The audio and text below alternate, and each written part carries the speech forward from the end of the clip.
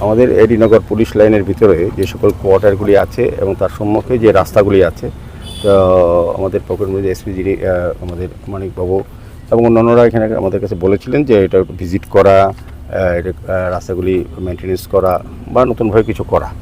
তো সার্বিকভাবে আজকে এটা একটা ফাইনাল হয়েছে, আমরা ভিজিট করবো। আমার সঙ্গে ডেপুটি মেয়র আছে, মনিকা দাস দত্ত মহোদয় আছে, আমাদের সঙ্গে আমাদের কমিশনার ডিকে চাকমা মহোদয় আছে, আমাদের এসপি সাহেব আছে, প্রকল্পের যিনি মানিক দাস এবং অন্যান্য পূর্ত দপ্তরের সুপার ইঞ্জিনিয়ার, এক্সিকিউটিভ ইঞ্জিনিয়ার, অন্যান্য আধিকারিকরা, আমাদের আগরতলা পৌর নিগমের এক্সিকিউটিভ ইঞ্জিনিয়ার সহ অ্যাসিস্ট্যান্ট কমিশনাররা, সার্বিকভাবে টোটালি একটা উচ্চ পর্যায়ের টিম এটা আমরা আজকে ভিজিট করেছি।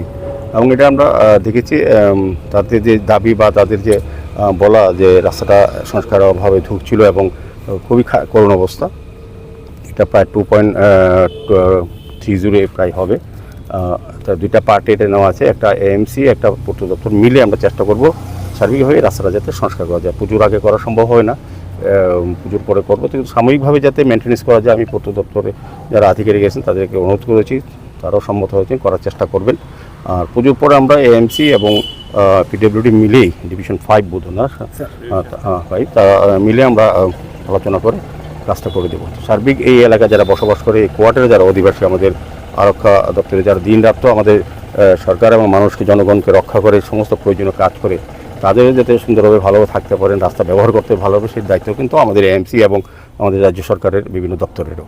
তো যাই হোক, আমরা চেষ্টা করবো রাস্তা দ্রুত সংস্কারের জন্য।